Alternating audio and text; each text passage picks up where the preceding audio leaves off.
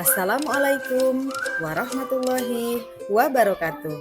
Saya Tati Suharningrum, CGP Angkatan 6, tahun 2022 dari Batanghari Jambi, SD Negeri 77-1 Penerokan.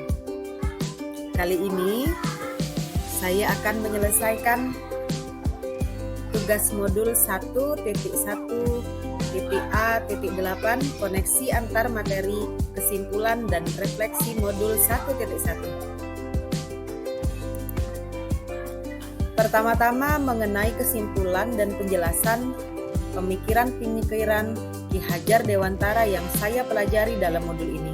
Yang pertama adalah menuntun segala kodrat yang ada pada anak-anak sehingga anak dapat mencapai titik keselamatan dan kebahagiaan yang setinggi-tingginya. Dalam hal ini, menuntun bukan pada kodrat dasarnya, tapi menuntun untuk memperbaiki tingkah lakunya, sikap sosial anak. Yang kedua, menuntun di sini pendidik diibaratkan petani yang menanam padi. Dalam menanam padi menjadi beras yang unggul, petani akan memiliki berbagai cara dan akan sabar mengurusnya. Sama halnya dengan pendidik dalam kegiatan pembelajaran. Guru harus memiliki banyak cara, bersabar dan ikhlas untuk dapat menghasilkan generasi atau anak yang baik. Yang ketiga, pendidikan mengikuti kodrat alam dan kodrat zaman. Kodrat alam berkaitan dengan sifat dan bentuk lingkungan di mana anak berada, sedangkan kodrat zaman berkaitan dengan isi dan irama. Artinya bahwa setiap anak sudah membawa sifat atau karakternya masing-masing. Jadi sebagai guru, kita tidak bisa menghapus sifat dasar tadi. Yang bisa kita lakukan adalah menunjukkan dan membimbing mereka agar muncul sifat-sifat baiknya sehingga menutupi atau mengaburkan sifat-sifat jeleknya. Yang keempat, tumbuh kembang anak sesuai dengan pemikiran Ki Hajar Dewantara bahwa menghamba pada anak. Pokoknya pendidikan harus terletak di dalam pangkuan ibu bapak, karena hanya dua orang inilah yang dapat berhamba pada sang anak dengan semurni-murninya dan seikhlas-ikhlasnya. Sebab cinta kasihnya kepada anak-anaknya boleh dibilang cinta kasih yang tak terbatas. Menghamba ini bukan berarti dapat diperlakukan semena-mena, tapi pendidikan harus berorientasi pada kebutuhan anak sehingga anak dapat berkembang sesuai dengan minat dan bakatnya. Selanjutnya, yang kelima adalah budi pekerti atau watak atau karakter yang merupakan perpaduan antara gerak pikiran, perasaan, dan kehendak atau kemauan sehingga menimbulkan tenaga atau semangat. Budi pekerti yang dimaksud adalah bahwa pendidikan bisa memanusiakan manusia menuju perbuatan yang baik. Selanjutnya yang keenam, bermain merupakan kodrat anak. Menurut Ki Hajar Dewantara, permainan anak itu adalah pendidikan. Dalam hal ini, pendidik harus memahami bahwa kodrat anak adalah bermain, sehingga pembelajaran bisa diintegrasikan dengan bermain sambil belajar atau belajar sambil bermain. Hal tersebut sesuai dengan semboyan Ki Hajar Dewantara, yaitu Ingarso Sung Tulodo, artinya Ingarso itu di depan atau di muka. Sun berasal dari kata ingsun yang artinya saya. Tulodo berarti tauladan. Dengan kata lain, guru adalah tauladannya atau dalam bahasa Sunda, guru digugu dan ditiru. Segala apa yang kita lakukan dan diucapkan dapat menjadi foto ingatan dalam benak siswa. Yang kedua, ing madio mangun karso. Ing madio artinya di tengah-tengah. Membangun berarti membangkitkan atau menggugah, dan karso diartikan sebagai bentuk kemauan atau niat. Jadi, makna dari kata itu adalah seseorang di tengah kesibukannya harus juga mampu membangkitkan atau menggugah semangat. Karena itu, pendidik atau guru juga harus mampu memberikan inovasi-inovasi di lingkungannya dengan menciptakan suasana yang baru dan bermakna bagi peserta didik.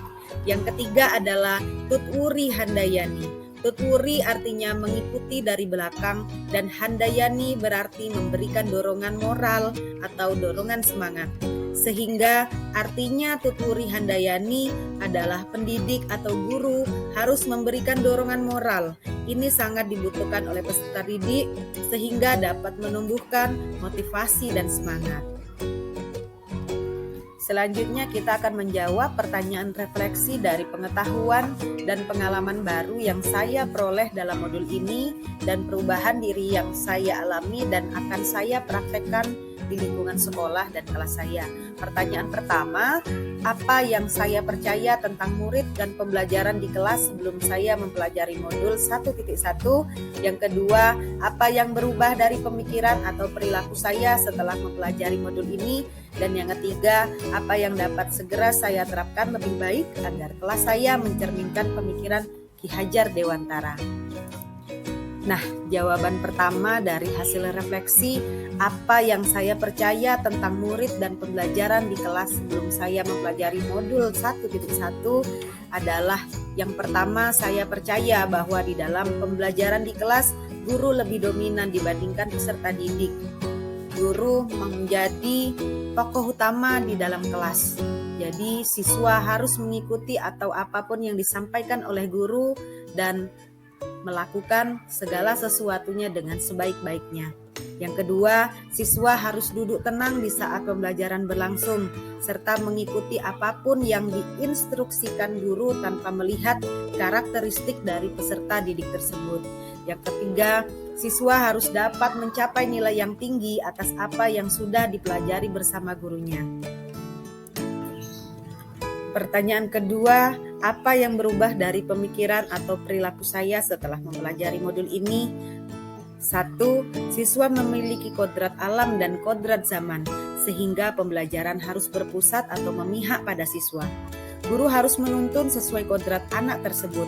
Guru senantiasa memberikan kebebasan anak dalam belajar sesuai minat dan bakat serta karakteristik peserta didik, sehingga siswa dapat mengeluarkan kemampuannya sesuai dengan karakter pribadinya. 2. Di dalam kelas, siswa diberikan aktivitas pembelajaran yang menyenangkan, menggunakan metode, model, dan strategi yang beragam, memberikan kebebasan dalam menyelesaikan tugas, menghargai karakteristik belajar siswa, memberikan reward atau apresiasi kepada siswa dengan meninggalkan hukuman atau sanksi, melakukan pembelajaran yang kreatif, menggunakan games atau aplikasi-aplikasi yang mendukung siswa dalam memberikan rangsangan atau stimulus siswa dalam berpikir. Selanjutnya, apa yang dapat segera saya terapkan lebih baik agar kelas saya mencerminkan pemikiran Ki Hajar Dewantara? Yang pertama adalah merancang kegiatan pembelajaran yang menyenangkan, kreatif, dan berpusat pada siswa. Yang kedua, menggunakan konsep merdeka belajar dan menerapkan profil pelajar Pancasila. Yang ketiga, memberikan kegiatan yang dapat mengarahkan budi pekerti yang baik untuk siswa. Yang keempat, tidak lagi menuntut tetapi merubahnya menjadi menuntun.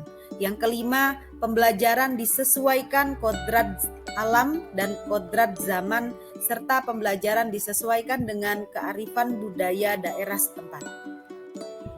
Nah, dari refleksi tersebut dapat kita simpulkan bahwa pendidikan merupakan proses perubahan sikap dan tingkah laku dalam mewujudkan suasana belajar dan proses pembelajaran agar peserta didik secara aktif mengembangkan potensi dirinya untuk memiliki kekuatan spiritual keagamaan, pengendalian diri, kepribadian, kecerdasan, akhlak mulia, serta keterampilan yang diperlukan dirinya dan masyarakat. Oleh karena itu, kita sebagai pendidik berkewajiban melakukan yang terbaik untuk anak didik kita.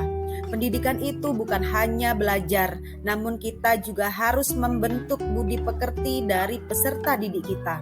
Lakukan tugas kita dengan sebaik-baiknya, bersabar dan bersemangatlah dalam memberikan pendidikan yang terbaik. Sekian dulu kesimpulan dan refleksi yang dapat saya jabarkan. Mohon maaf jika terdapat kesalahan.